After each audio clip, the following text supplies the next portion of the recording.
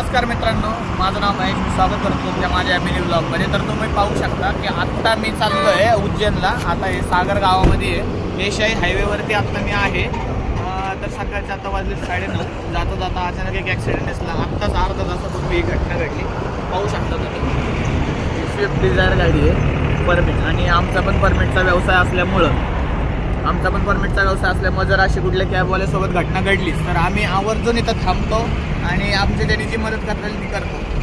तर जसं तुम्ही पाहू शकता ही गाडी जे डिवायडर जे तुम्हाला दिसते हे WC याच्यावरतून क्रॉस होऊन पलीकडच्या साईडला गेलेली आहे. गाडी दाखवा. हां, तर अशा पद्धतीने हा ॲक्सिडेंट झाला आहे. आम्ही आत्ताच ड्रायव्हरची मदत केली. लकीली कोणत्याही व्यक्तीला अशी जीवितहानी वगैरे काही झालेली नाही. थोडीशी दुखापत झाली, पण ते सुखरूपपणे ॲम्ब्युलन्सने आता रवाना केलं गेलेलं आहे. गाडीचं नुकसान बरोबर झाले, पण ड्रायव्हर व्यवस्थित आहे. सो प्लीज काळजी घ्या, व्यवस्थित गाडी चालवा, झोपेत गाडी चालू नका. ही माझी प्रत्येक ड्रायव्हर भावाला विनंती आहे. झोपेच्या नादातच हा ॲक्सिडेंट झालेला आहे. सो प्लीज काळजी घ्या. आजकाल काय या हायवेला भरपूर पब्लिक वाढले.